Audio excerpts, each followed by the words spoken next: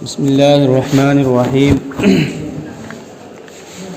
وعن عبد الله بن عمرو قال قال رسول الله صلى الله عليه وسلم المسلم من سلم المسلمون من لسانه ويده والمهاجر من هجر ما نهى الله عنه. هذا لفظ البخاري. ولمسلم قال إن رجلا سأل النبي صلى الله عليه وسلم أي المسلمين خير قال من سلم المسلمون من لسانه ويده.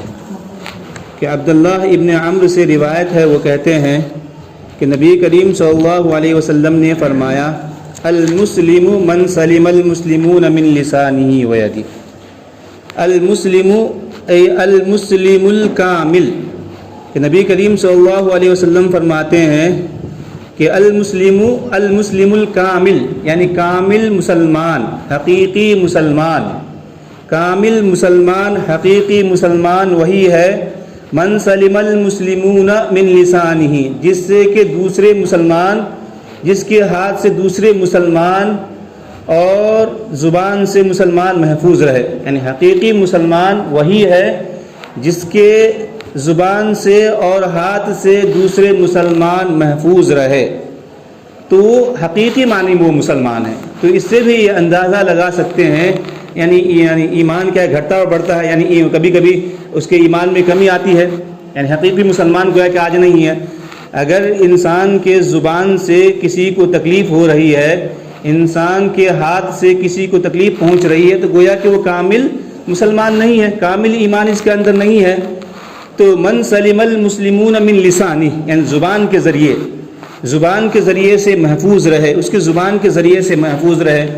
تو زبان کے ذریعے سے یعنی کیسے تکلیف پہنچائی جاتی ہے؟ تو کہہ رہے ہیں کہ بالشتمی یعنی گالی دیتا ہے، زبان کے ذریعے سے گالی آدمی دے کر تکلیف پہنچاتا ہے. واللعنی یعنی لعنت بھیجتا ہے زبان کے ذریعے سے. والغیبتی اسی طریقے سے غیبت کرتا ہے، کسی دوسرے غیبت کرتا ہے، یعنی تکلیف پہنچانا ہوا ہے. یعنی زبان کے ذریعے سے ہم کیسے دوسرے کو تکلیف پہنچائیں گے؟ تو یہ کہا گیا کہ کامل مسلمان ہو ہی نہیں سکتا ہے جس کے زبان سے دوسرے مسلمان محفوظ نہ رہے، وہ کامل مومن ہو ہی نہیں سکتا ہے، کامل ایمان والا یا حقیقی مسلمان ہو ہی نہیں سکتا ہے. تو زبان کے ذریعے سے کیسے تکلیف کو پہنچائے گا؟ یا تو گالی دے گا، لعنت بھیجے گا، یا غیبت کرے گا، یعنی غیبت چغل خوری کرے گا، دوسرے کی چغل خوری کرے گا.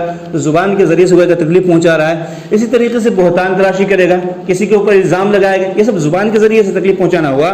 اور نمیمہ یعنی دوسرے کے خلاف بولنا، دوسرے کے غیبت چغل خوری کرنا، اور اسی طریقے سے غلط باتیں جا کر کے ذمہ داروں تک پہنچانا، یہ سب زبان کے ذریعے سے جو ذمہ دار ہیں ان کے پاس جا کر آپ کیا کیجیے گا، کسی کے خلاف غلط سلط باتیں جا کر لگائیے. غلط سلط بات، حق بات نہیں، غلط سلط بات لگاتے ہیں تو گویا کہ آپ اپنی زبان کے ذریعے سے اس کو تکلیف پہنچا رہے ہیں. اس کے بعد کہہ رہے ہیں کہ زبان کے ذریعے سے ویدہ، اور اسے ہاتھ کے ذریعے سے. ہاتھ کے ذریعے سے کیسے تکلیف پہنچائیے گا؟ تو کہہ رہے ہیں کہ مار کر کے، بالضرب یعنی مار کر کے، ہاتھ کے ذریعے سے کیسے تکلیف پہنچائیے گا؟ یا یہ کہ آپ کامل مومن ہو ہی نہیں سکتے ہیں جب تک کہ آپ اپنی زبان کے ذریعے سے، یا کہ آپ کی زبان سے دوسرے مسلمان محفوظ نہ رہے، یا ہاتھ کے ذریعے سے محفوظ نہ رہے. تو ہاتھ کے ذریعے سے کیسے تکلیف پہنچائی جا سکتی ہے؟ یا تو کسی کو آپ ناحق ماریے گا، کسی کو ناحق ماریے گا، کسی کو قتل کیجیے گا، کسی کو ڈھکیل دینا، کوئی اوپر چڑھا ہوا اس کو ڈھکیل دے، نیچے گرا دے، تو یہ بھی گویا کہ ہاتھ کے ذریعے سے تکلیف پہنچانا ہے. اسی طریقے سے کیا ہے، یعنی کتابت یعنی جو آدمی تحریر لکھتا ہے، غلط تحریر اگر لکھے، یہ بھی اسی میں ویدہ میں آئے گا. یعنی اگر آپ کسی کے خلاف غلط باتیں لکھ رہے ہیں، غلط خط لکھیں، کسی کے خلاف کسی کے پاس خط لکھیں، یا غلط باتیں لکھ کر کے، مضمون لکھ کر کے شائع کریں، کسی کو کیا آپ تکلیف پہنچائیں، تو وہ یدہ میں آئے گا. وہ کہ ہاتھ کے ذریعے سے لکھنے کا کام کس سے ہوتا ہے؟ ہاتھ سے ہوتا ہے.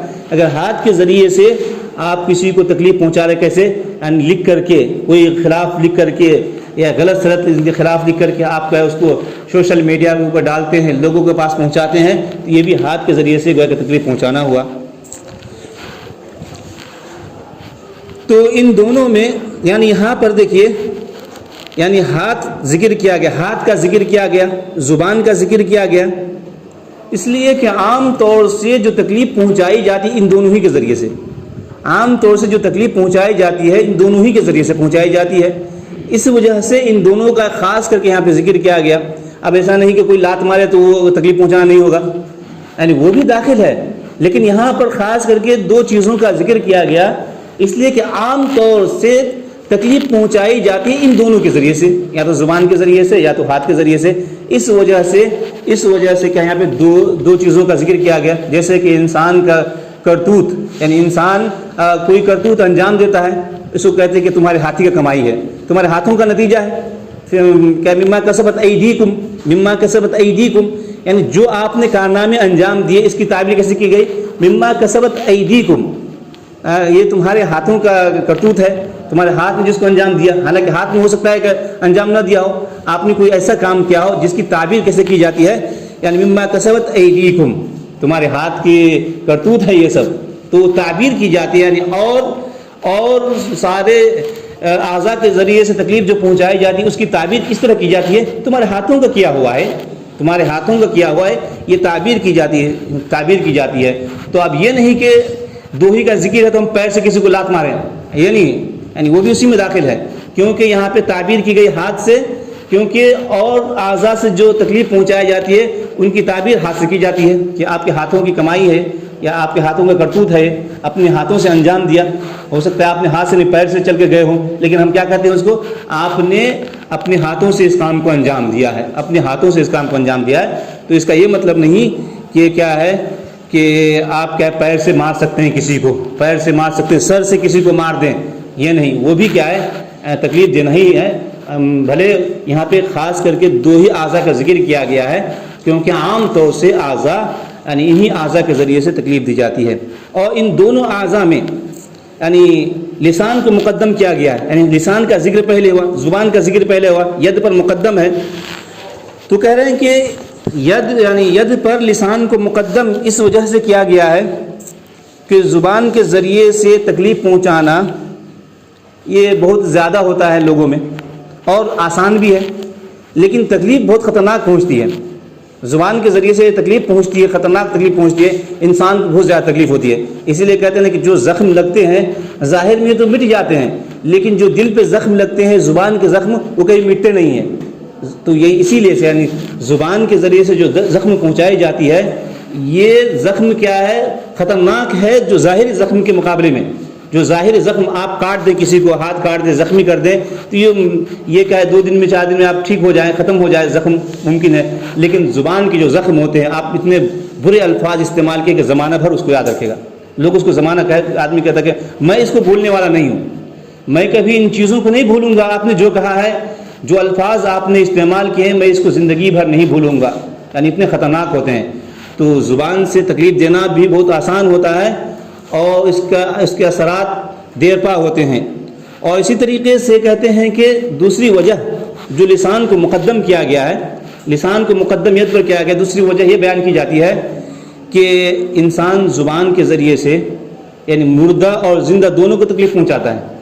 یعنی مر گیا ہے، اس کی برائی آپ بیان کر رہے ہیں، بھی جو مر چکا ہے، مرے ہوئے سال ہو گئے، آپ زبان سے اس کی برائی لوگوں کے سامنے بیان کر رہے ہیں کہ زندگی میں ایسا تھا ویسا تھا، جبکہ ہاتھ کے ذریعے سے آپ مردوں کو تکلیف نہیں پہنچا سکتے ہیں، آپ زندگی کو تکلیف پہنچا سکتے ہیں۔ اور زبان کے ذریعے سے آپ مردے کے ساتھ، زندے کے ساتھ آپ مردوں کو بھی تکلیف پہنچا رہے ہیں۔ مردوں کی برائی آپ بیان کریں، جنہیں مرے ہوئے سالوں سال ہو گیا، ان کی برائی بیان کر رہے ہیں۔ تو یعنی زبان کیا ہے؟ زبان کے ذریعے تکلیف پہنچانا یہ زیادہ تکلیف دہ ہوتا ہے۔ اسی وجہ سے ان دو وجوہات کی بنا پر لسان کو ید پر مقدم کیا گیا ہے۔ والمہاجر من ہجر ما نہى اللہ عنہ، اور مہاجر وہ ہے جو چھوڑ دے ان چیزوں کو جس کو اللہ تبارک و تعالیٰ نے منع کیا ہے۔ تو میں بتلایا تھا کہ ہجرت یعنی ہجرت کیا ہے؟ ہجرت یہ ہر مسلم سے مطلوب ہے، ہجرت یہ ہر مسلم سے مطلوب ہے۔ اور ہجرت کا اطلاق 2 چیزوں پر ہوتا ہے، ایک ہجرت المکان اور ایک ہجرت الحال، یعنی 2 معنی پر ہوتا ہے۔ ایک یعنی مکان کو چھوڑنا، یعنی ایک جگہ سے دوسری جگہ منتقل ہونا، یہ بھی ہجرت کہلائے گا۔ آپ دار اسلام کو چھوڑ کر، دار کفر کو چھوڑ کر دار اسلام کی طرف جا رہے ہیں، یہی اصل ہجرت ہے۔ اسلام نے اسی کو ہجرت کہا ہے، اسلام نے اسی کو ہجرت کہا ہے، اور اسی کا کیا ثواب ہے، اسلام کے اندر جو ثواب بتلایا گیا ہجرت کا ثواب، اسی کا ثواب بتلایا گیا۔